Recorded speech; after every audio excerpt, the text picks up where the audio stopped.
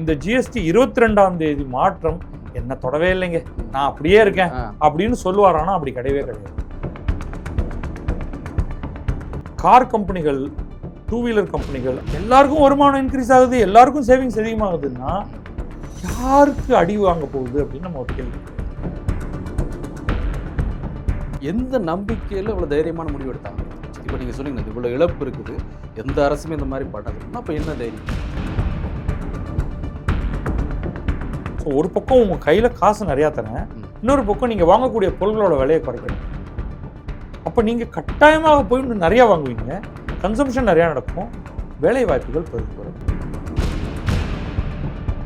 அனைத்து மாநில அரசுகளும் மத்திய அரசும் வரக்கூடிய 6 மாதத்துலையும் அடுத்த ஓராண்டிலையும் கிட்டத்தட்ட 18 மாதங்கள் வாங்க வேண்டிய வெளிச்சந்தையிலிருந்து வாங்கக்கூடிய கடன் அதிகரிக்கும். அப்போ இப்போ குறைச்சிருக்கீங்கன்னா இவ்வளோ நாளைக்கு அதிகமாக வாங்கிட்டு இருக்கீங்களா அப்படிங்கிறது. இது அசட்டுத்தனத்தோட உச்சம். இதை காங்கிரஸ் தொடர்ந்து பண்ணிட்டு இருக்கு.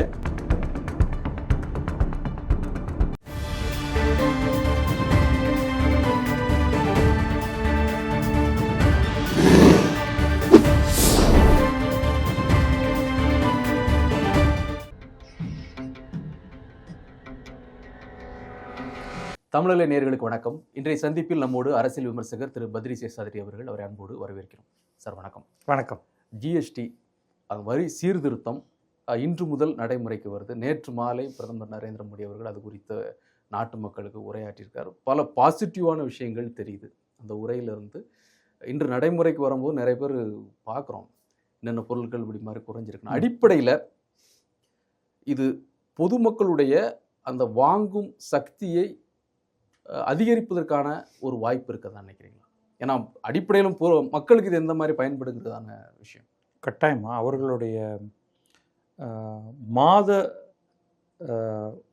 செலவு சரி அப்படிங்கிறது கொஞ்சம் குறையும். கொஞ்சம் அப்படின்னு சொல்கிறது காரணம், பெரும்பாலான மக்களுக்கு அதை கணக்கு வச்சு செலவு பண்ணுறாங்களான்னு எனக்கு தெரியல. சரி, குறித்து வச்சுக்கிட்டு இந்த மாதம் 16,213 ரூபாய்க்கு நான் பொருட்கள் வாங்கியிருக்கேன் அப்படின்னு குறித்து வச்சு பண்ணுறாங்களான்னு எனக்கு தெரியல. சரி, ஆனால் உங்களுக்கு எப்படி இருந்தாலும் குறைஞ்சபட்சம் 1000 ரூபாயிலேருந்து 2000 ரூபாய் வரைக்கும் பெரும்பாலான குடும்பங்களுக்கு அது ஒரு சேவிங்ஸ் தெரியும். இது சாதாரண பொருட்கள் வாங்குறவங்களுக்கு, வீட்டு மளிகை பொருள், அந்த மாதிரி மளிகை பொருள், காஸ்மெட்டிக்ஸ், நம்ம சோப்பு, ஷாம்பு இந்த மாதிரியானதுன்னு வச்சுங்களேன். அங்கிருந்து ஆரம்பிச்சு நம்ம தினம் வாங்குற பொருளில் ரொம்ப பெரிய முக்கியத்துவம் வாய்ந்ததாக நான் நினைக்கிறது டூ வீலர், ஃபோர் வீலர். அதில் உங்களுக்கு கணிசமான அளவுக்கு சில 10,000 ரூபாய் நான் சொன்னது டு சில லட்சம் ரூபாய் வரைக்குமானது. ஆனால் அது நம்ம தினம் வாங்க போகிறது ஒன்ஸ். ஓகே, அது மாதிரி இன்சூரன்ஸ், அது ஒரு பெரிய குறையாவே எல்லாரும் சொல்லிகிட்டு இருந்தோம். நீங்கள் லைஃப் இன்சூரன்ஸும் ஹெல்த் இன்சூரன்ஸுக்கும் ஜிஎஸ்டி இவ்வளவு ஹையாக போடக்கூடாதுலேருந்து முடிந்தால் நீக்கி விடுங்கள்னு அதை நீக்கினது. அது நம்ம இது எல்லாரும் ஹெல்த் இன்சூரன்ஸ் வாங்கலாங்களா, எல்லாரும் லைஃப் இன்சூரன்ஸ் வாங்குறாங்களான்னு தெரியல. ஆனால் மிடில் கிளாஸ் அத்தனை பேரும் செய்யணும், குறைஞ்சபட்சம் இனிமையாவது செய்வாங்கன்னு நம்புவோம். அது உங்களுக்கு மாத பிரீமியத்திலிருந்து ஆண்டு பிரீமியம் இருக்கும். அது எல்லாத்துக்கும் அந்த ஜிஎஸ்டி போயிடும். அதுவே சில பல 100 ரூபாய்கள்லேருந்து சில 1000 ரூபாய்கள் வரைக்கும். இப்போ நீங்கள் சொல்லணும்னா ஏற்கனவே அந்த இன்சூரன்ஸ் வச்சிருக்கிறவங்களுக்கு அந்த ஜிஎஸ்டிலேருந்து விலை குறைக்கும்போது அது ஒரு சேமிப்பாக மாறுது. ஆமாம், இது எதுவுமே எடுக்காமல் இருக்கிறவங்க கூட ஒரு எடுக்கணும். அதுக்கும் ஜிஎஸ்டிக்கும் சம்மந்தம் இல்லை. ஒரு மிடில் கிளாஸ் பர்சன் இன்னைக்கு ஹெல்த் இன்சூரன்ஸும் லைஃப் இன்சூரன்ஸும் வச்சுக்கலைன்னா அவங்க தன் குடும்பத்துக்கு ஒரு பெரிய துரோகம் செய்கிறாங்க. இது ஜிஎஸ்டி பற்றினது, நான் இன்சூரன்ஸுக்கானதான் மாற்றலை. புரியுது. இதில் தான் நிறைய பேருக்கு அடி விழுது பெரிய அளவுக்கு. கண்டிப்பாக திடீர்னு உங்களுக்கு ஒரு நோய் வருதுன்னா நீங்கள் எதிர்கொள்கிற செலவினம் ரொம்ப ஜாஸ்தி. இந்த விஷயத்தை நீங்கள் ரொம்ப முக்கியமானதாக பார்க்குறேன்னா இது ஒரு ட்ரிகர். அவங்க சொல்கிறோம், அதாவது அரசு சொல்லுது, பாருங்க நான் சில பிராக்கெட்ஸை மாற்றினேன், 28லேருந்து 18 கொண்டு வந்தேன், 18லேருந்து பலதை 5க்கு கொண்டு போயிருக்கேன். இதெல்லாம் ஒரு பக்கம். ஜீரோக்கே கொண்டு போயிருக்கேன் இன்சூரன்ஸ். ம், ம், ஏன்னா நான் அது அவ்வளவு முக்கியத்துவம் வாய்ந்ததா நினைக்கிறேன், அதனால தயவு செஞ்சு இன்சூரன்ஸ் எடுத்துக்கோ ம். அப்படின்னு சொல்றது. சரி. அதை தவிர்த்து நீங்க வாங்குற டிவி, ரெஃப்ரிஜரேட்டர், வாஷிங் மிஷின், நீங்க எல்லா வீட்டு உபயோக ஒயிட் குட்ஸ்ன்னு நம்ம சொல்லுவோம், இதுக்கு பேரு. அது எல்லாத்துக்கும் விலை குறைஞ்சிருக்கு. விலை குறைவு அதுவும் குறைஞ்சிருக்கு. எஃப்எம்சிசின்னு சொல்லக்கூடிய ஆமா, அது பிஸ்கட்டாக இருக்கட்டும், சகட்டு மேனிக்கு குறைஞ்சிருக்கு. அப்ப யார் எவ்வளவு கன்சியூம் பண்றாங்க? மருந்துகளுக்கு குறைஞ்சிருக்கு. குறிப்பா மருந்து சொன்னீங்க, அது மாதிரி மருந்து உபகரணங்களுக்கும் முக்கியமான. ஆமாமா, மருத்துவ உபகரணங்கள், மருந்து.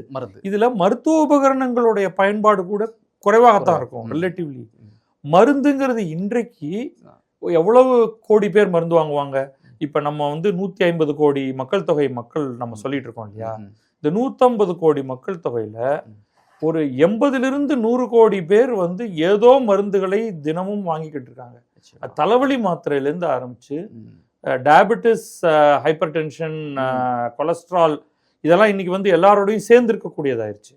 ஸோ சகட்டுமே இன்னைக்கு, அதாவது யாராவது ஒருத்தர் இந்த ஜிஎஸ்டி 22ஆம் தேதி மாற்றம் என்ன தொடவே இல்லைங்க, நான் அப்படியே இருக்கேன் அப்படின்னு சொல்லுவாரானா? அப்படி கிடையவே கிடையாது. அத்தனை பேரையும் தொடக்கூடிய மாபெரும் மாற்றம்.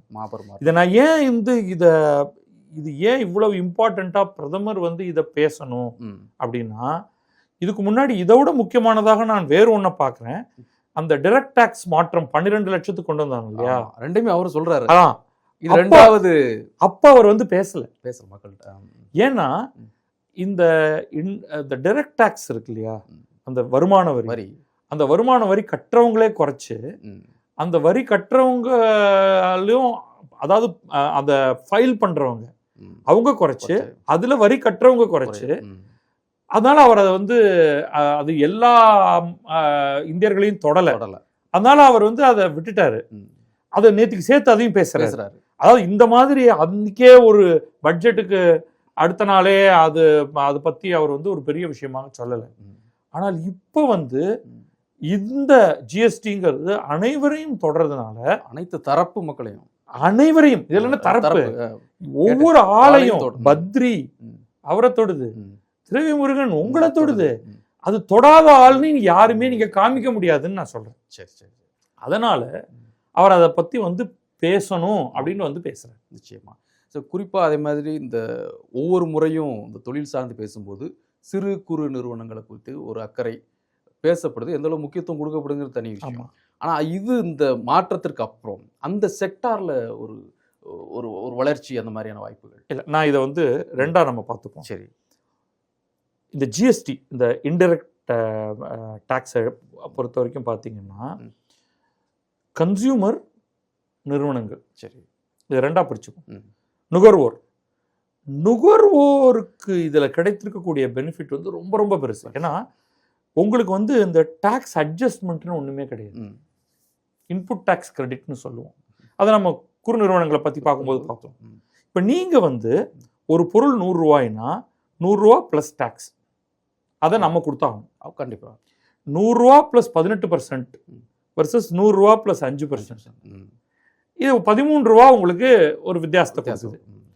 100 ரூபா ப்ளஸ் 0%, சில இடங்கள்ல ஜீரோவுமே ஆகுது. 100 ரூபா ப்ளஸ் 28 இருந்தது 100 ரூபா ப்ளஸ் 18 ஆகுது, அல்லது 100 ரூபா ப்ளஸ் 18 இருந்தது 100 ரூபா ப்ளஸ் 5 ஆகுது, 100 ரூபா மட்டுமே இருக்கு, 0 ஆகுது. அப்போ அது டிரெக்ட் சேவிங். 18லேருந்து 5க்கு வருதுன்னா 13 ரூபா, 28லேருந்து 18க்கு வருதுன்னா 10 ரூபா, 18லேருந்து 0க்கு போகுதுன்னா 18 ரூபா. 100க்கு அவ்வளவு தூரம் நீங்க சேமிக்கிறீங்க. ஒரு நிறுவனத்தை எடுத்துக்கிட்டீங்கன்னா அவர்களுக்கு இந்த டாக்ஸ் பிராக்கெட் சேஞ்சுங்கிறது நீங்க நடுப்பட்ட நிறுவனமா வச்சுக்கோங்க. நீங்க யாருக்கிட்டயோ சில பொருட்களை வாங்குறீங்க, அதுல சில மதிப்பு கூட்டி யாருக்கோ விற்கிறீங்க. அப்படிங்கும் பொழுது உங்களுக்கு ஒரு பெரிய வித்தியாசம் இருக்காது. ஏன்னா நீங்க 18% டாக்ஸ்லயே ஓட்டிட்டு இருக்கோம்னு வச்சுக்கோங்க. நீங்க பண்ற மதிப்பு கூட்டுதலுக்காக நீங்க ஒரு 18% ஏத்துறீங்கன்னு வச்சுப்போம். அப்ப எப்படின்னா, நான் ஒரு தட்டை 50 ரூபாய்க்கு ஒரு பொருளை, இன்னொரு நிறுவனத்திட்டேருந்து 50 ரூபாய்க்கு ஒரு பொருளை வாங்குறேன். அப்ப அவர் என்ன பண்ணுவார் என்கிட்ட, 50 + 18 எல்லாமே 18ன்னு சும்மா ஒரு கணக்காக வச்சா கூட 50 + 18% 59 ரூபாய் ஆயிரும். நான் வந்து 50 ரூபாய்க்கு வாங்கினது அந்த டாக்ஸ் அப்படியே வச்சுப்போம். இந்த 50 நான் 100 ரூபாய்க்கு மதிப்பு கூட்டுறேன். நான் ஒருத்தர்கிட்ட அதை கொடுக்கும் பொழுது நான் 100 ரூபா ப்ளஸ் டாக்ஸ் வாங்குவேன். இப்போ 100 ரூபா ப்ளஸ் 18 ரூபாய் ஆகிடும். இப்போ நான் என்ன பண்ணுறேன்னா, நான் ஏற்கனவே ஒரு 9 ரூபா கொடுத்துருக்கேன் இல்லையா, அந்த 9 ரூபாய் இதில் கழிச்சுட்டு மீதி 9 ரூபாயை மட்டும்தான் நான் அரசாங்கத்துக்கு கட்டுவேன். இப்போ அந்த சதவிகிதங்கள் மாறுறதுனால எனக்கு ஒரு பெரிய, அதாவது ஒரு நிறுவனத்துக்கு ஒரு பெரிய வரி நன்மை கிடையாது. சரி. ஆனா எங்க எனக்கு நன்மை வருதுன்னா, ஒட்டுமொத்த விலை கன்சூமருக்கு குறைய போவதுனால அவருடைய கன்சம்ஷன் அதிகமாகும். பர்ச்சேசிங் பவர் வந்து பர்ச்சேசிங் பவர் இன்க்ரீஸ் ஆகிறதுனால அவர் வந்து இப்போ ஒரு உதாரணத்துக்கு கார் வாங்கணுமா அப்படின்னு யோசிக்கிற ஒருத்தர், அப்பா ஒரு இங்கே ஒரு இது இன்னைக்கு தினம் அட்வர்டைஸ்மெண்ட் பார்க்க ஆரம்பிச்சிட்டிங்க நியூஸ் பேப்பரில். கடந்த 3-4 நாளாக மாருதியோடைய எல்லா காரையும் போட்டு அவங்க அதுக்கான எவ்வளோ தூரம் விலை குறையுது, ப்ளஸ் ஃபெஸ்டிவல் ஆஃபர். இப்போ வரிசையாக நவராத்திரி, அடுத்து தீபாவளி, அப்படி இப்போ இது பொங்கல் வரைக்கும் போக போகுது, நமக்கு நடுவில் கிறிஸ்மஸ் வருது. ஸோ அதை பார்த்துட்டு அவங்களே போடுறாங்க, இவ்வளவு தூரம் ஜிஎஸ்டி விலை குறைப்பு, இவ்வளவு தூரம் ஃபெஸ்டிவல் ஆஃபர், உங்களுக்கு நான் இவ்வளவு தரேன். அப்படிங்கும்போது பல இடங்களில் நான் வந்து எக்ஸ்பென்சிவ் காருக்கே போல, நடுத்தர வர்க்கத்துக்கு என்ட்ரி லெவல் கார், ஸ்மால் கார்னு சொல்றதும் மிட் சைஸ் கார், இந்த ரெண்டை மட்டும் எடுக்கிறேன்.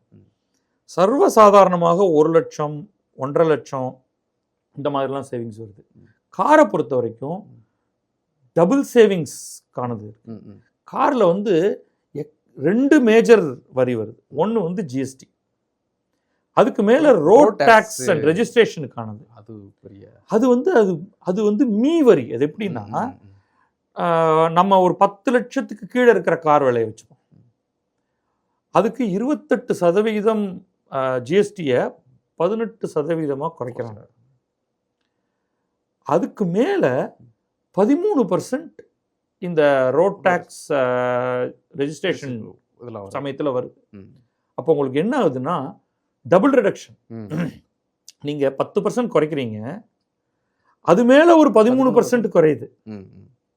ஓகே, அப்போ அது ஒரு 2-3% பாயிண்ட் இன்னும் குறைக்கிற மாதிரி ஆகுது. நிச்சயமா. ஓகே, அப்போ ஒரு கார் வாங்குறவருக்கான விலை குறைப்பு நல்லா அதிகமாகுது. Same thing for 2 wheelers.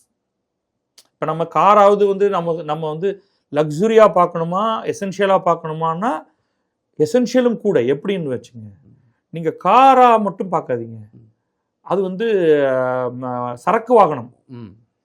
நீங்கள் வந்து ஒரு என்ட்ரி லெவல் சரக்கு வாகனம், நீங்கள் டாடா ஏஸ் எடுத்துக்கங்க, நிச்சயமா அதோடைய விலை குறைப்பு. அப்போ அது நேரடியாக உங்கள் எக்கானமிக்கு வரப்போகுது. ஒரு சிறு வியாபாரி பொருட்களை வந்து நகரம் முழுக்க டிஸ்ட்ரிபியூட் பண்ணிட்டு இருக்காரு இல்லையா, அவருக்கு ஒரு 1 லட்ச ரூபா கிட்டத்தட்ட, குறைஞ்சபட்சம் 1 லட்ச ரூபாய்ங்க, ப்ராபப்ளி 1.25 லேக் கூட அவர் குறையும். நிச்சயமா அவருடைய அந்த பேசிக் டாடா ஏஸ் மினி ட்ரக் வாங்குறாருன்னா அவருக்கு இவ்வளோ குறைய போகுது. அப்போ அது அவருடைய பொருளாதாரத்தை அது எந்த அளவுக்கு ஏற்றுன்னு பாருங்க.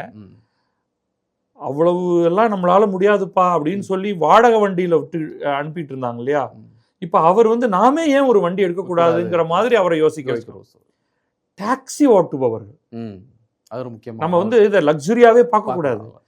அவர் அது ஒரு சுயதொழில இவ்வளவு பணம் போடணும்னு நினைச்சிட்டு இருப்பாரு இல்லையா, இப்ப அவருக்கு வந்து ஒரு 1.5 லேக் குறையுது. அப்ப அவருடைய இஎம்ஐ குறையுது. அப்போ அவருக்கு வீட்டுக்கு அவர் எடுத்துட்டு போறது, அவர் உடனடியாகவும் வாங்க முடியும், புது வண்டி ஒன்று வாங்க முடியும், இஎம்ஐ குறையும். அதனால அவருடைய வீட்டு வருமானம் அந்த அளவுக்கு, நீங்க ஒரு 2000 ரூபா இஎம்ஐ குறைஞ்சதுன்னா 2000 ரூபாய் நீங்க வீட்டுக்கு அதிகமாக எடுத்துட்டு போறீங்க. அப்படி பாருங்க. ஸோ இதுல நாக் ஆன் எஃபெக்ட்ஸ். 2 வீலர், இப்போ 2 வீலர் வந்து இன்னைக்கு ஜொமேட்டோ ஸ்விக்கிலேருந்து ஆரம்பிச்சு அத்தனை இந்த ஜெப்டோ ஏகப்பட்ட பிராண்ட் இருக்கு, எனக்கே அது எவ்வளவு இருக்குன்னு தெரியல. Home delivery full and full. அவங்க அத்தனை பேரும் இன்னைக்கு வந்து பழைய வண்டி வாங்குறவங்க இருக்காங்க, புது வண்டி வாங்குறவங்க இருக்காங்க. அங்க இருக்கக்கூடிய சேவிங்ஸ். ஸோ இது வந்து எப்படியெல்லாம் ட்ரிகர் பண்ண போகுது அப்படின்னு பார்த்தீங்கன்னா, ஒரு மிகப்பெரிய அளவில் அப்போ இதோடைய இன்னொரு பக்கம் பாருங்க, கார் கம்பெனிகள், டூ வீலர் கம்பெனிகள், எல்லாருக்கும் வருமானம் இன்க்ரீஸ் ஆகுது, எல்லாருக்கும் சேவிங்ஸ் அதிகமாகுதுன்னா யாருக்கு அடி வாங்க போகுது அப்படின்னு நம்ம ஒரு கேள்வி கேட்கணும். அரசுக்கு அதான் சொல்றாங்க அவங்களும். அதான் அரசு தன்னுடைய வருமானத்தை குறைத்து கொண்டிருக்கிறது இன்டென்ஷனலா. ஓகே, ஸோ இதோட இம்ப்ளிகேஷனை நம்ம பேசுவோம். அப்போ அரசு இன்றைக்கு தைரியமாக இந்த மூவ் எடுது. பொதுவாக எந்த அரசுமே இவ்வளவு தூரத்துக்கு போய் தன்னுடைய வரிகளை குறைத்து கொள்வது என்பது நடந்ததே இல்லை உலகம் முழுக்கவே. சில இடங்களில் ரிபேட் கொடுப்பாங்க. இப்போ அமெரிக்காலேயே ட்ரம்ப் முதல் முறையாக வந்தப்ப அவர் வந்து இன்கம் டேக்ஸ் பேயர்ஸ் அத்தனை பேருக்குமே அவர் வந்து ஒரு அமௌண்ட் வந்து செக்கில் திருப்பி அனுப்பிச்சார். நீங்கள் இன்கம் டேக்ஸ் இவ்வளோ கட்டியிருக்கீங்க, நான் உங்களுக்கு வந்து கொஞ்சம் பணம் இது பண்ணுறேன், ரிபேட் உங்களுக்கு திருப்பி கொடுக்குறேன் அப்படின்ட்டு. அது ஒன் டைம். அது நிறுவனங்களுக்கும் கொடுத்தாரு, தனிநபர்களுக்கும் கொடுத்தாரு. இது வந்து ஃபார்வர்டு. இது நீங்கள் பணம் கட்டியிருக்கீங்க, இந்தாங்க கொஞ்சம் திருப்பி வச்சுக்கோங்க. இல்லை, நான் கொடுக்குறதே இனிமேல் போகவே நீ குறைவாகத்தான் நீ கட்ட போகிறாய். சரி, அப்படிங்கிற ஒரு மிகப்பெரிய மூவ் இது. எந்த நம்பிக்கையில் இவ்வளோ தைரியமான முடிவு எடுத்தாங்கன்னு கேட்குறேன். இப்போ நீங்கள் சொன்னீங்க இவ்வளோ இழப்பு இருக்குது, எந்த அரசுமே இந்த மாதிரி பண்ணதில்லைன்னா அப்போ என்ன தைரியம்? நம்ம இந்த 2 டேக்ஸ் சொன்னோம் இல்லையா, டைரக்ட் டேக்ஸ், இன்டைரக்ட் டேக்ஸ். நேரடி வரிங்கிறது வருமான வரி. ஆமாம். இன்டைரக்ட் டேக்ஸ் தான் இந்த GST, goods and services tax. நம்முடைய நேரடி வரி ரொம்ப மெதுவாக இன்க்ரீஸ் ஆகிட்டு இருந்தது. நான் சொல்கிறது வந்து இன்றைக்கு நேற்றைக்கு இல்லை, நம்ம கடந்த 50 ஆண்டு காலம் 70 ஆண்டு காலத்தை எடுத்துக்கிட்டு பார்த்தீங்கன்னா நம்ம மக்கள் வந்து எப்படியெல்லாம் டிமிக்கி கொடுத்து வரி கட்டாமல் இருக்கணுங்கிறத பார்க்குறதுல வல்லவர்கள். இது சொல்கிறதுல வந்து எனக்கு ஒன்றும் இது வருத்தம் தான், ஆனால் அதை சொல்லித்தான் ஆகணும்னாலும் சொல்லித்தான் ஆகணும். ஸோ வரி ஏய்ப்புங்கிறது நமக்கு வந்து ரொம்ப பல இடங்களையும் நடந்துகிட்டு இருக்கிறது.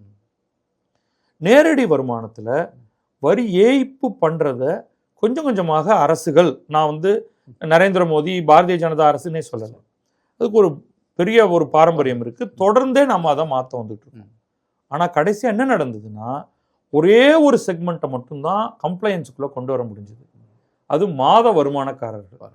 அவங்க ஒன்றும் பண்ண முடியும், மறைக்கவே முடியும். அது எப்படி பண்ணாங்கன்னா, நிறுவனத்தின் மேலே நான் வந்து அழுத்தம் கொடுத்துட்றேன், நீ அவங்களுடைய வருமானத்தை கொடுக்கும் பொழுது, மாத சம்பளத்தை கொடுக்கும் பொழுது அதில் கட் பண்ணி tax deducted at source, TDS பிடிச்சு எனக்கு அனுப்பிச்சிரு, நாங்கள் பார்த்துக்குறோம் அதுக்கப்புறமா அப்படின்ட்டு அதை கொஞ்சம் கொஞ்சமாக விரிவாக்கி எதுக்கெடுத்தாலும் டிடிஎஸ் பிடிக்கிறதுன்னு ஆரம்பித்தாங்க. அப்போ அதுவும் ஒரு ப்ராப்பர் கம்ப்ளைன்ஸ் இருக்கும் பொழுது தான். இப்போ உதாரணத்துக்கு மருத்துவத்துறை பற்றி நான் சொல்லி ஆகணும். ஸ்டாண்டர்ட் கிளினிக் வச்சுருக்காங்களே, நீங்கள் ஒரு பெரிய ரெஜிஸ்டர்ட் ஹாஸ்பிட்டலுக்கு போனீங்கன்னா நீங்கள் அங்கே வந்து என்ன செலவானாலும் உங்களுக்கு ரெசிப்ட் கொடுத்துருவாங்க. அங்கே வந்து இன்கம் ரெக்கார்ட் ஆகுது, அங்கே உங்களுக்கு ஜிஎஸ்டி கிடையாது, ஆனால் உங்களுடைய இன்கம் ரெக்கார்ட் ஆகுது. அந்த ஹாஸ்பிட்டல் அதனால அந்த இன்கம் ரெக்கார்ட் ஆனதுனால அவங்க வருமான வரி கட்டும் பொழுது அவங்க கட்டிடுவாங்க.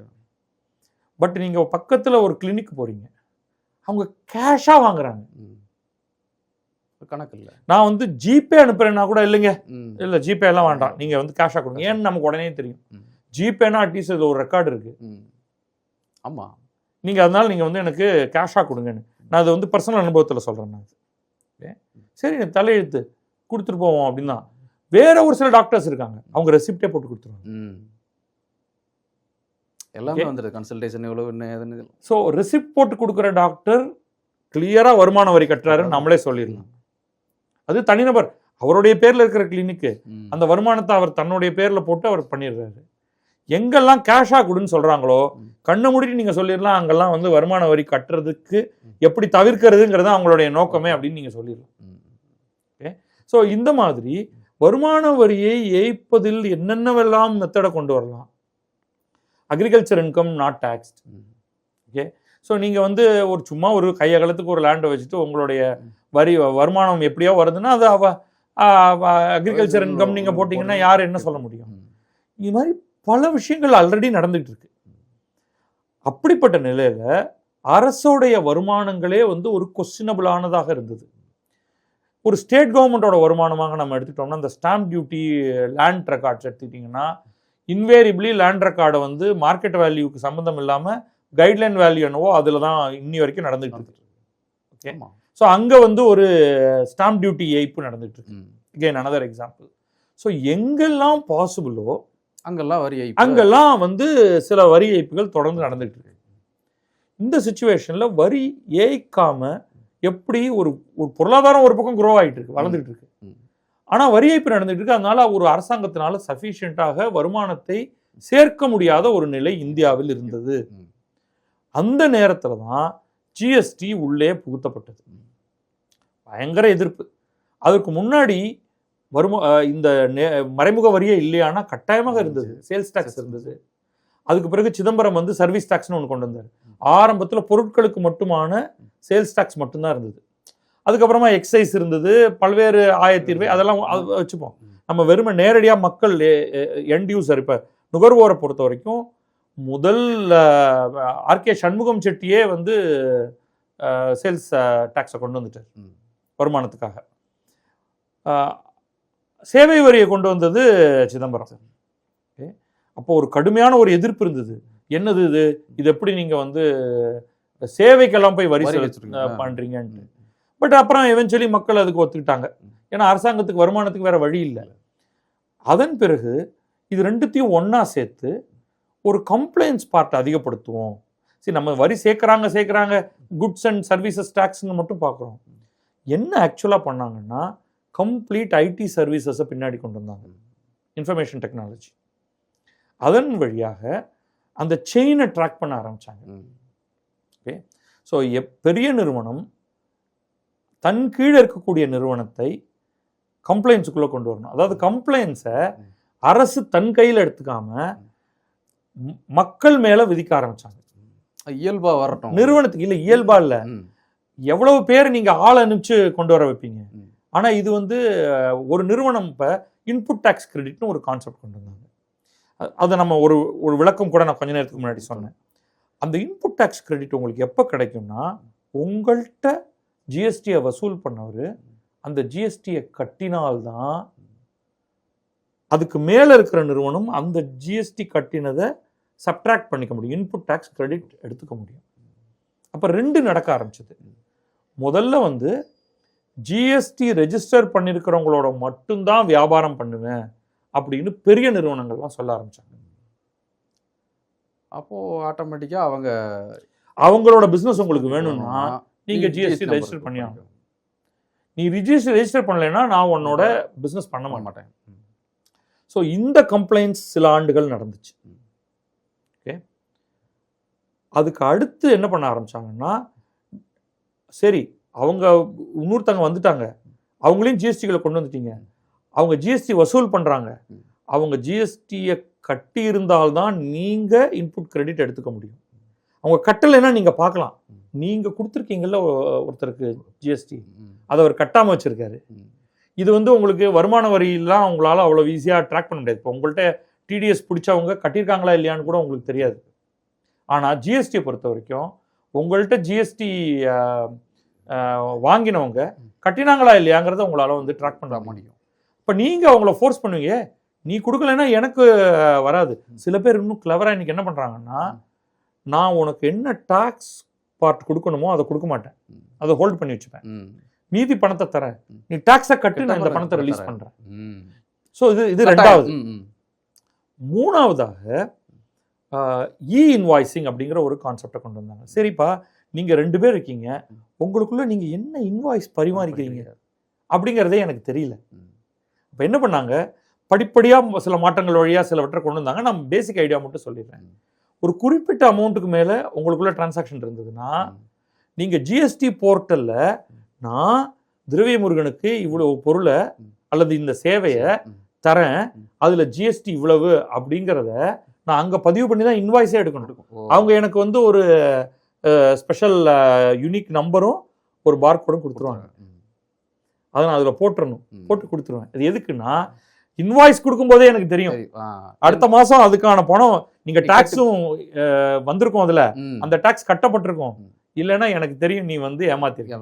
ஸோ கம்ப்ளீட்டாக இந்த மாதிரியான சீர்திருத்தங்களை கொடுப்பதன் மூலமாக உங்களுக்கு என்ன ஆரம்பிச்சதுன்னா கண்டினியூவஸாக கடந்த பல ஆண்டுகளில் ஒவ்வொரு மாதமும் ஜிஎஸ்டி கலெக்ஷன் அதிகமாயிட்டே இருக்கு. அதுல ஒவ்வொரு மாதம்னா சென்ற மாதத்தை விட இந்த மாதம்னு இல்லை, அதுல ஒரு சைக்கிளிக்கல் இது இருக்கும். ஏன்னா மார்ச் மாசம் அதிகமா வரும், டிசம்பர் மாசம் அதிகமா வரும். எப்படின்னா சென்ற ஆண்டு இந்த மாதம் இருக்கு இல்லையா, அந்த கம்பேரிசன். இப்ப நாம வந்து செப்டம்பர்ல உட்காந்துருக்கோம். போன செப்டம்பரை விட இந்த செப்டம்பர் கண்ணை மூடிக்கொண்டு சொல்லலாம் இந்த செப்டம்பர்ல மட்டும் மாறப்போகுது, அதை விட்டுருவோம். இந்த இந்த 22 செப்டம்பர் இன்றைக்கான சேஞ்ச்னால. பட் பொதுவா நீங்க போன மாசம் வரைக்கும் எடுத்துக்கங்க. போன ஆகஸ்ட்ல கலெக்ட் ஆனது 2025 ஆகஸ்ட் ஜிஎஸ்டி கலெக்ஷன் 2024 ஆகஸ்ட்டை விட அதிகம். 2024 ஆகஸ்ட் 2023 ஆகஸ்ட்டை விட அதிகம். நீங்க அப்படியே பின்னாடி போகலாம். அப்போ மாதம் அந்த கரஸ்பாண்டிங் பீரியடோட கம்பேர் பண்ணும்போது இன்க்ரீஸ் ஆகிட்டே வந்து பல ரெக்கார்ட்ஸ் அடிச்சது. அதாவது வந்து ஒரு அரசே வந்து எதிர்பார்க்காத அளவுக்குன்னு நான் சொல்லுவேன் அந்த வசூல்ங்கிறது இருந்துச்சு. ஜிஎஸ்டி வருமானம் தொடர்ச்சியாக அதிகரிக்க ஆரம்பிச்சது. ஏன்னா எல்லாரையும் கம்ப்ளைண்ட்ஸ்குள்ள கொண்டு வரீங்க, ஓட்டைகளை அடைச்சிக்கிட்டே வரீங்க. அதுல நிறைய குற்றச்சாட்டுகள் வைப்போம். நம்ம இது இப்படி இருந்திருக்கலாம், இது இந்த பெர்சன்டேஜ் இருந்திருக்கலாம், அதெல்லாம் விடுங்க. இந்தியர்கள் கம்ப்ளைண்ட்ஸே பண்ணாம டிமிக்கி கொடுப்பவர்கள் எல்லாம் ஒரு வழிமுறைக்குள்ள சட்டத்திட்டத்துக்குள்ள கொண்டு வந்து கொடுக்க வைத்து இதை சாதித்தது என்பதுதான் இந்த ஜிஎஸ்டியோடைய மிகப்பெரிய விஷயம். நிச்சயமா. அதன் காரணமாக அரசுனால பல வித்தைகளை செய்ய முடிஞ்சது. உண்மையில அஃப்கோர்ஸ் கோவிட் பீரியட்ல நான் இந்த கோவிட் பீரியட் மட்டும் தனியா எடுத்து வச்சிடணும். ஏன்னா அப்ப வந்து கொஞ்சம் டிப் இருந்தது. அதுக்கப்புறம் அந்த டிப் தாண்டி பழசு என்ன இருந்ததோ அதையெல்லாம் கூட அதிகமாக போக ஆரம்பிச்சிருச்சு. இப்போ என்ன நடந்ததுன்னா, ஒரு அரசாங்கத்தினால அடுத்த ஆண்டு எவ்வளவு வருமானம் வருங்கிறத கிளியரா ஒரு கணிப்பு ஜிஎஸ்டியில இருந்து சொல்ல முடிஞ்சது. வருமான வரியில் அப்படி சொல்ல முடியல, இன்று வரைக்கும் சொல்ல முடியாது. நேரடி வரியிலிருந்து அடுத்த ஆண்டு எவ்வளவு கிடைக்கும் அப்படிங்கிறது ஒரு புடகமான ஒரு எஸ்டிமேட் ஒன்று தான் கொடுக்க முடியும். ஆனால் மறைமுக வரி பயங்கர ஸ்டெபிலிட்டிக்குள்ள வந்தது. இனி இதுல இருந்து யாரும் இன்றைக்கும் ஏமாத்திட்டு இருக்காங்க சில பேர். ஆனா அவர்கள் கண்டுபிடிக்கப்படுகிறார்கள். பெரும்பாலான மக்கள் வந்து ஒரு சட்டத்திட்டம் வந்த உடனே அதுக்குள்ள ஈஸியா ஏமாத்த முடியாதுன்னு உடனே அவங்க ஏமாற்றுதல்ங்கிறது எல்லாத்தையும் விட்டுட்டாங்க, ஒரு ஒழுங்குக்குள்ள வந்துட்டாங்க. இப்பயும் வந்து 2வது புக் வச்சுக்கிட்டு ஜிஎஸ்டியோட பில் வேணுமா, ஜிஎஸ்டி இல்லாத பில் வேணுமான்னு கேட்கறவங்க எல்லாம் இருந்துகிட்டு தான் இருக்காங்க. ஆனால் பலர் அப்படி செய்யறதில்லை. அதற்கு இன்னொரு காரணமும் வந்தது. அது என்னன்னா வந்து இந்த டாக்ஸ் அடிப்படையாக வைத்து உங்களுக்கு லோன் தருது. இப்பொழுது பெரும்பாலான பேங்க் என்ன சொல்லுதுன்னா, உங்களுடைய ஜிஎஸ்டி இப்போ லோன் உங்களுக்கு வேணும்னா உங்களுடைய ஜிஎஸ்டி போர்ட்டல் ஆக்சஸ் எங்களுக்கு கொடுங்க, நாங்கள் போய் பார்க்குறோம். அப்போ அதில் எனக்கு வந்து உங்களுடைய வருமானம் எவ்வளோன்னு தெரியும். அப்போ நான் உங்களுக்கு வந்து லோன் தர தயாராக எலிஜிபிளாங்க. இல்லை எலிஜிபிலிட்டி மட்டும் இல்லை, எவ்வளவு எலிஜிபிள்ங்கிறது எந்த அளவுக்கு, அதான் ரைட். இப்போ நீங்கள் வந்து ஏமாத்துறீங்கன்னு வைக்கிறீங்க, 2 புக் வச்சுருக்கீங்க அப்படின்னா உங்களுக்கு வந்து கட்டாயமாக பேங்க் வந்து அத்தனையும் நீங்கள் ஜிஎஸ்டியில் போட்டிருந்தீங்கன்னா எவ்வளவு லோன் உங்களுக்கு கொடுக்குமோ அதை விட குறைத்து தான் கொடுக்கும். ரைட்டா? அப்போ நியாயமாக நடந்து கொள்வதற்கு ஒரு பாசிட்டிவ் இன்சென்டிவ் உங்களுக்கு வங்கிகள் மூலமாக கிடைக்க ஆரம்பிச்சிருச்சு. ரைட்? இது எல்லாவற்றுக்கான காரணம் தான் இந்திய அரசுடைய வருமானத்தில் வந்திருக்கக்கூடிய ஸ்டெபிலிட்டி. அதற்கு பிறகு நமக்கு வந்து வேற சில விண்ட்ஃபால் கிடைச்சது. இப்போ பெட்ரோல் விண்ட்ஃபால் டேக்ஸ்லாம் சிலதெல்லாம் பண்ணாங்க. அதுக்கப்புறம் வருமான வரியிலுமே கொஞ்சம் அப்டிக் வந்தது, அதை குறைச்சாங்க. அங்கே வரி வருமானத்தை முதல்ல வந்து கார்பரேட்டுக்கு ஒரு 5% குறைச்சாங்க, 30% 25%. உடனே அதுக்கு எல்லாருக்கும் என்ன, பட் அதோடைய பர்பஸ் வேற. எகெயின் கம்ப்ளைண்ட்ஸை நோக்கி நிறைய பேரை நகர்த்துறது, நிறுவனங்களையும் தனி மனிதர்களையும் வேற மாதிரியாக பார்க்க வேண்டிய ஒரு தேவை இருக்கு. அது பொதுவாக இடதுசாரிகளுக்கு தெரியாது, எதிர்கட்சிகளுக்கு பெரும்பாலும் புரியாது. பட் அதை வலுவாக நின்று அதை சாதிச்சாங்க. அதற்கு பிறகு இந்த பிராக்கெட்டை 12 லட்சத்துக்கு எடுத்துட்டு போனது, அது ஒரு பெரிய ஜம்ப். அதுலேயும் வந்து அரசுக்கு லாஸ் தான். ஆனால் அவங்க என்ன பண்ணுறாங்கன்னா, நிறைய பணத்தை மக்கள் கையில், அதாவது மிடில் கிளாஸ் மக்கள் கையில் கொடுத்து நீங்கள் செலவு பண்ணுங்க அப்படின்னு சொன்னது. அதோட இப்போ இந்த ஜிஎஸ்டி சிரிச்சிருப்பாங்க. ஸோ ஒரு பக்கம் உங்கள் கையில் காசு நிறையா தரேன், இன்னொரு பக்கம் நீங்கள் வாங்கக்கூடிய பொருட்களோட விலையை குறைக்கிறேன். அப்போ நீங்கள் கட்டாயமாக போய் இன்னும் நிறையா வாங்குவீங்க, கன்சம்ஷன் நிறையா நடக்கும், வேலை வாய்ப்புகள் பெருகும். இதுதான் வந்து லார்ஜர் திங். அப்போ நீங்கள் கேட்டிங்க இல்லையா, உங்கள் கேள்விக்கு வந்துடுவோம். இப்போ அரசு இதை எப்படி சமாளிக்கும் அப்படின்னு என்னுடைய கணிப்பு. அதை ஆக்சுவலாக பார்க்கணும். இந்த ஆண்டுங்கிறது வந்து ஆரம்பிச்சிருச்சு, நிதியாண்டு. புரியுது. ஏப்ரல்ல இருந்து செப்டம்பர்.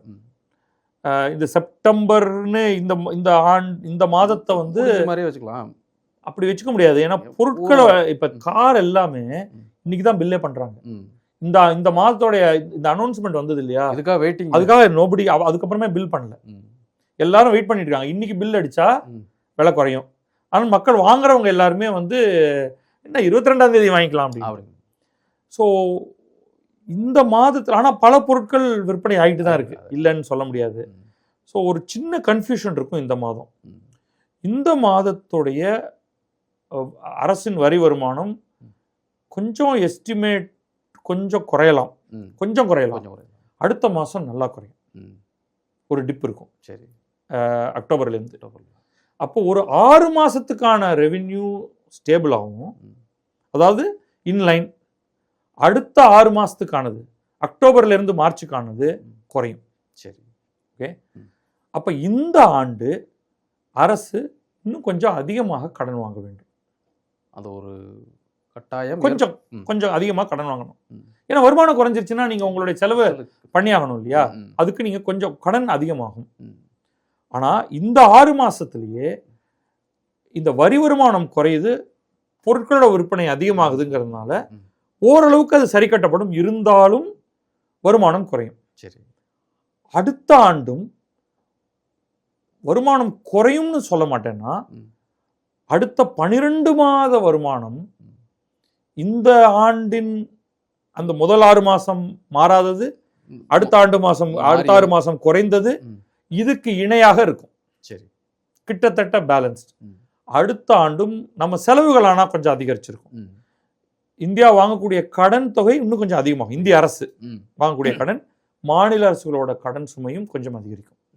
சரி, ஏன்னா இதில் வந்து ஜிஎஸ்டி குறையுதுன்னா மாநில அரசுகளுக்கும் குறையும். ஆமாம், ஓகே. அப்போ அனைத்து மாநில அரசுகளும் மத்திய அரசும் வரக்கூடிய 6 மாதத்துலையும் அடுத்த ஓராண்டிலையும் கிட்டத்தட்ட 18 மாதங்கள் வாங்க வேண்டிய வெளிச்சந்தையிலிருந்து வாங்கக்கூடிய கடன் அதிகரிக்கும். அதற்கு அடுத்த ஆண்டு, அதாவது 2025-26, 26-27 அரசு கடன்கள் அதிகரிக்கும். அவர்களுடைய பிஸ்கல் டெபிசிட் அதிகமாகும். ஓகே, சரி. 27-28 திருப்பி பேக் டு நார்மல், இன்னுமே மேல போகக்கூடிய மாதிரியான ஒரு புரிஞ்சுக்கணும். நீங்க இது சொல்ற கிட்டத்தட்ட இது ஒரு இயல்பு நிலைக்கு அரசை பொறுத்தளவுல வர்றதுக்கு ஒரு 18 மாதங்கள் அப்படிங்கிறது என்னுடைய கணிப்பு. இன்னும் மற்ற அவர்கள் என்ன சொல்றாங்க, அதை தாண்டி ஒரு 6 மாசத்துல நமக்கு ட்ரெண்ட் தெரிஞ்சிடும். ஒருவேளை நான் குறைத்து மதிப்பிடுறேன்னா இல்ல அதிகமா மதிப்பிடுறேன்னா 18 மாதங்கிறது 24 மாதமா அல்லது 18 மாதங்கிறது 12 மாதத்திலே நடந்துருமா அப்படிங்கிறத பார்க்கணும். இப்படி எப்படி இருந்தாலும் அதிகபட்சம் 12 - 24 மாதங்களுக்குள்ளாக இந்த மாற்றம், அதாவது வந்து அரசு தரப்பிலிருந்து அவர்களுடைய பெல்ட் டைட்டனிங், அவங்க பெல்ட் எல்லாம் டைட்டன் பண்ண போறதில்ல, கடன் அதிகமாக வாங்கிடும். அதான் வாங்கிறது வந்து அவங்க தங்களை எளிதில் பாதுகாத்துக் கொள்ளலாம். நிச்சயமா சார். நிறைவாக நான் கேட்க விரும்புறது, நீங்கள் சொன்னீங்க அந்த வரலாறாக சொல்லிட்டீங்க, எப்படி வந்து ஜிஎஸ்டி வந்து ஸ்டெப் பை ஸ்டெப்பாக எப்படி அதை கொஞ்சம் கொஞ்சமாக அதை சரி பண்ணி எல்லாரும் எப்படி கொண்டு வந்து இன்றைக்கி எந்த ஸ்டேஜில் அதை கொண்டு வந்து நிறுத்தியிருக்கிறாங்க அப்படிங்கிறது ரொம்ப டீட்டெயிலாக எளிமையாக புரிகிற மாதிரி சொல்லிட்டீங்க. ஒரு எளிய மனிதர் கேட்கும்போது எப்படி நம்ம கடந்து வந்திருக்கும் போது டீட்டெயிலாக புரியும். பட் ஆனால் நீங்கள் சொன்னீங்க அவங்களுக்கு இந்த மாதிரி ஒரு நம்பிக்கை இருக்குது, கொஞ்சம் இந்த நுகர்வு அதிகமாகும், அதன் மூலமான ஒரு நம்பிக்கை. ஒருவேளை வந்து இதில் ஏதாவது ஒரு அசாதாரண ஒரு சூழ்நிலை ஏற்பட்டு இப்போ எடுக்கப்பட்ட முடிவுகளில் சில மாற்றங்கள் ஒரு 6 மாதத்துலேயோ அல்லது அடுத்த ஆண்டுலையோ அதற்கு அடுத்த ஆண்டுலையோ ஒரு எடுக்கக்கூடிய ஒரு நிலை ஏற்படுமா? ஒரு 2-3 விஷயம். அதுக்கு முன்னாடி ஒரு முக்கியமான இன்னொரு பாயிண்ட் சொல்லணும்னு நினைக்கிறேன். இதை வந்து ஒரு குற்றச்சாட்டாக, இந்த கேலி கூத்தான சில குற்றச்சாட்டுகள் நான் பார்த்தேன். அப்போ இப்போ குறைச்சிருக்கீங்கன்னா இவ்வளோ நாளைக்கு அதிகமாக வாங்கிட்டு இருக்கீங்களா அப்படிங்கிறது. அது வந்து அது சொல்லிடலான்னு இருக்கேன். இப்போ வந்து இங்கே ஒரு கடையில் என்ன சொல்கிறாங்கன்னா, அதிரடி விலை குறைப்பு, 1000 ரூபாய் பெருமானம் உள்ள இது இன்று முதல் 900 ரூபாய்க்குன்னா அந்த கடைக்காரனை போய் சட்டையை பிடிச்சி, அடா பாவி திருட்டு பயல, நேற்று வரைக்கும் 1000 ரூபா வாங்கிட்டு இருந்தியா நீ, திருடா உன்னை தூக்கி ஜெயிலில் போடுறேன் அப்படிம்பாங்களா? இது வந்து அசட்டுத்தனத்தோட உச்சம். இதை காங்கிரஸ் தொடர்ந்து பண்ணிக்கிட்டு இருக்கு. அதனுடைய செய்தி தொடர்பாளர்கள், தலைவர்கள்லாம் பேசிட்டு இருக்காங்க. நம்ம வந்து ஒன்றை அறிமுகப்படுத்தும் பொழுது 2 விதமாக நீங்கள் பண்ணலாம். ஒன்று வந்து ஒரு குறிப்பிட்ட எண்ணில் ஆரம்பிக்கலாம். நீங்கள் வந்து ஒரு 5% டாக்ஸ் போடுவோம், அதுலேருந்து இவ்வளோ வரும்னு எதிர்பார்ப்போம். அது வரலைன்னா நம்ம வந்து 5 7 ஆக்குவோம், 7 9 ஆக்குவோம் அப்படின்னு. ஹிஸ்டாரிக்கலி நமக்கு இதெல்லாம் நடந்திருக்கு. வருமான வரி ஆரம்பத்தில் மிக சாதாரணமாக இருந்தது, கொஞ்சம் கொஞ்சமாக போய் ஒரு கட்டத்தில் எங்கேயோ ஹையில் போயிட்டு, இந்திரா காந்தியுடைய காலத்திலலாம் 90% வந்து வருமான வரியெல்லாம் இருந்திருக்கு ஒரு பிராக்கெட்டுக்கு மேலே. அந்த அபத்தங்கள் எல்லாம் குறைந்து இன்றைக்கு வந்து ரொம்ப மாடரேட்டாக மேக்சிமம் பர்சன்டேஜ் 30% வந்து நிற்குது. அப்போ அதை குறைக்கும் பொழுது அப்போ இவ்வளோ நாள் அதிகமாக வாங்கினியா அப்படின்னு கேட்குறது வந்து அபத்தம். நிறைய பேர் டாக்ஸேஷனுக்குள்ளே வர்றதுனால டாக்ஸ் பயான்சின்னு சொல்லுவோம். உங்களுக்கு வந்து சஃபிஷியண்ட்டாக டாக்ஸ் கலெக்ஷன் வர ஆரம்பிக்கும் பொழுது, அப்போ இவ்வளோ நாள் வரைக்கும் 2 பேர் மட்டுமே தூக்கி சுமந்துக்கிட்டு இருந்ததை இன்னொரு 10 பேர் வந்து சுமக்கும் பொழுது எல்லாருக்கும் வெயிட் குறையுது இல்லையா? அதுதான் இங்கே நடந்திருக்கு. எளிமையாக மிக குறைவான பேர்கள் மட்டுமே வரி செலுத்தி கொண்டிருந்த ஒரு காலம் போய் 1990களில் இந்தியாவுடைய பொருளாதாரம் பெரிய அளவுக்கு அந்த குளோபலைசேஷனால விரிவானது, லிபரலைசேஷன் குளோபலைசேஷனால. அதன் பிறகு 2000க்கு பிறகான ஒரு 25 வருடங்களில் சில சின்ன சின்ன பிரச்சனைகள் இருந்தாலும் 2008 ஒரு பேங்கிங் கிரைசிஸ் உலகளாவிய அளவில் நடந்தது, இது கோவிட் பார்த்தோம். அது எல்லாவற்றையும் தாண்டி இந்தியாவுடைய பொருளாதாரம் பயங்கரமாக வளர்ந்தது. அதன் காரணமாக நம்முடைய வருமானமும் அதிகரிக்கிறதுனால நம்மளால இந்த டாக்ஸ் பிராக்கெட்லாம் கொடுக்க முடிஞ்சது. ஒன்று. இன்னொன்று வந்து இந்த இன்ஃப்ளேஷன் சொல்லுவோம். அதனால 100 ரூபான்னு 10 ஆண்டுகளுக்கு முன்னாடி இருந்த 100 ரூபாயும் இன்றைக்கு இருக்கிற 100 ரூபாயும் வேற. அப்போ நம்ம வந்து இந்த டாக்ஸ் பிராக்கெட்டை மாற்றிக்கிட்டே இருக்கிறதுங்கிறது வருமான வரியில் இந்தியா மாதிரியான ஹை இன்ஃப்ளேஷன் கண்ட்ரியில் செஞ்சாகணும். ஒரு வழி அதுதான். இப்போ ஜிஎஸ்டி எடுத்துக்கிட்டோம்னா இந்த பர்சன்டேஜ் ஆரம்பத்தில் ஒரு பர்சன்டேஜ் போட்டாங்க. அப்போ என்ன வரி வருமானம் வரும்னே தெரியாததுனால அது பண்ணுது. அந்த வரி வருமானத்தை போட்டு அது எப்போவுமே ஆரம்பத்தில் குறைவாக இருந்து அப்புறம் கிடுகிடுன்னு கம்ப்ளைண்ட்ஸ் அதிகமாக வருமானம் அதிகரிக்கிறதுனால தொடர்ச்சியாக சில பொருட்களை வந்து ஹையர் பிராக்கெட்லேருந்து லோவர் பிராக்கெட்டுக்கு கொண்டு போயிட்டே தான் இருந்தாங்க. உணவுப் பொருட்களில் பலவற்றை குறைச்சிக்கிட்டே தான் வந்துட்டு இருந்தாங்க. ஒவ்வொரு மந்த்லி இப்போ அதை பெரிய லெவலில் நிறைய குறைச்சிருக்காங்க. அப்போ இவ்வளோ நாள் வரைக்கும் அதிகமாக வாங்கினியா அப்படின்னு கேட்கறது வந்து பைத்தியக்காரத்தனம். ஓகே, இப்போ உங்களுடைய 2வது கேள்விக்கு வரும், இது அட்வர்ஸாக அஃபெக்ட் பண்ணுமா? இது அட்வர்ஸாக இந்தியாவை மட்டும் இல்லை, உலகத்தில் அட்வர்ஸ் அஃபெக்ட் ஒரு 2-3 பாசிபிலிட்டி இருக்கு. ஒன்று வந்து திருவாளர் ட்ரம்ப், அவர் தனி ஃபினாமினன். அவர் செய்யக்கூடிய சில காரியங்கள்னால அமெரிக்காவில் பொருளாதாரம் அடிபடுவதற்கான வாய்ப்புகள் நிறைய இருக்கு. அமெரிக்க பொருளாதாரம் அடி வாங்கிச்சுன்னா உலக பொருளாதாரம் கொஞ்சம் அடி வாங்குவோம். ஏன்னா அவங்க வந்து ரொம்ப பெரிய பொருளாதாரம். அது உலகின் பல நாடுகளை பாதிக்கும், இந்தியாவையும் அது கொஞ்சம் பாதிக்கும். இது வந்து ஜென்ரலாக அமெரிக்கன் பொருளாதாரம் பாதிக்கிறதுனாலே ஏற்படக்கூடிய ஒரு சின்ன தாக்கம் இருக்கும். ஒன்று.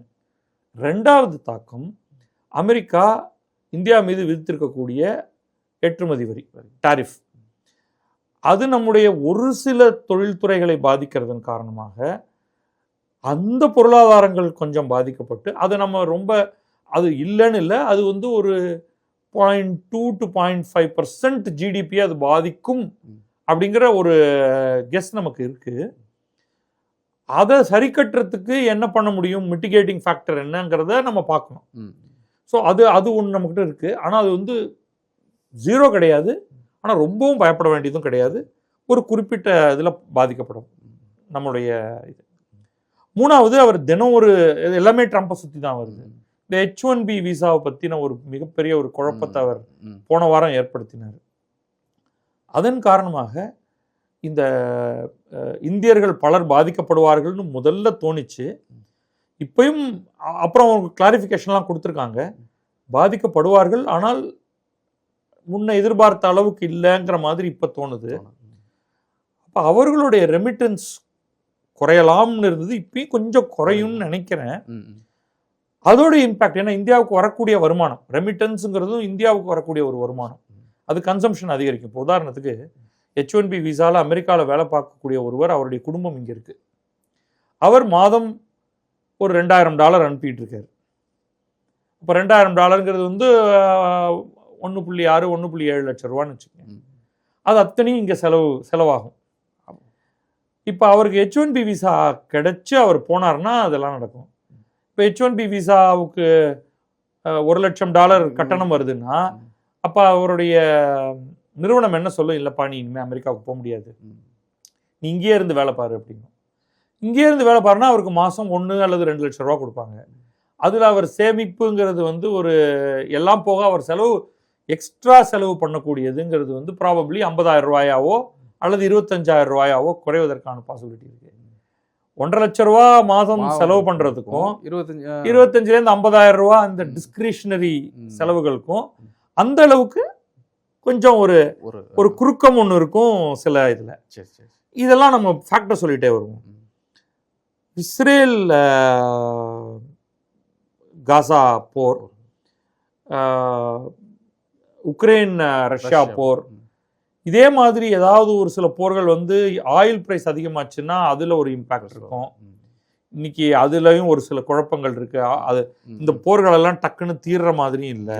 இதில் வந்து இஸ்ரேல் கத்தாருக்குள்ள பூந்து அடிச்சு ஒரு எக்ஸ்ட்ரா குழப்பத்தை வேற ஏற்படுத்தியிருக்கு. அதன் விளைவாகத்தான் நான் நினைக்கிறேன் பாகிஸ்தானும் சவுதி அரேபியாவும் ஒரு ஒப்பந்தத்தை ஏற்படுத்தியிருக்கு. அது ஈரானை பாதிக்கிறதுக்கும் ஒரு பாசிபிலிட்டி இருக்கு. இந்தியாவுக்கு ஒரு சின்ன நெகட்டிவ் இருக்கு இதுல. இதெல்லாம் வந்து நம்மளை அட்வர்ஸா பாதிக்கலாம். சீனாவும் இந்தியாவும் வந்து எந்த அளவுக்கு நட்பாகி இன்னும் அடுத்த ஸ்டெப் எடுக்க போறாங்கன்னு தெரியல. அது பாசிட்டிவாக இருக்கலாம். ஸோ இப்படி வந்து நமக்கு எப்பவுமே ஒரு 10 ஃபேக்டர் நம்மளை சுற்றி சுரண்டுகிட்டே இருக்கு. நம்ம பண்றத சீர்திருத்தத்தை தாண்டி உலகளாவில் இருக்கு. அதை நம்ம என்ன பண்ண போறோம்னு தெரியல. பலதுல பாசிட்டிவ் இருக்கு, பலதுல நெகட்டிவ் இருக்கு. இப்போ நம்ம இந்த H1Bலயே இங்கவே இன்னும் நிறைய பேர் வந்து அங்கே H1Bல இருக்கக்கூடிய பேராசிரியர்கள் பலர் படா எதுக்கடா இந்த நாட்டில் இருக்கணும்னு சொல்லி கிளம்பி இந்தியாவுக்கு வந்து இந்திய பல்கலைக்கழகங்களில் வேலைக்கு சேர்ந்தாங்கன்னா அவர்களுடைய கல்வி கொடுக்கக்கூடிய தரம் அதிகமாகி அவர்களுடைய ஆராய்ச்சியில பல புதிய பொருட்கள் அடுத்த 5 ஆண்டுகள்ல இந்தியாவிலிருந்து கிளம்பலாம். ஸோ இதில் நம்ம வந்து எப்பவுமே இந்த ஃபேக்டர்ஸ்லாம் வந்துகிட்டு இருக்கோம். அதனால நான் வந்து ஒரு பாசிட்டிவாக பார்க்குறேன். ஏன்னா என்ன இருந்தாலும் சரி இந்தியா ஒரு தொடர்ந்து முன்னேறிக்கிட்டே தான் இருக்கு. அப்போ இந்த சீர்திருத்தம் வந்து இதுக்கு ஒரு பெரிய உந்து சக்தியை தான் கொடுக்குமே தவிர இதை பிடிச்ச பின்னுக்கு இழுக்க போறது இல்லை அப்படின்னு நான் நினைக்கிறேன். மிக்க நன்றி தமிழலை சார்.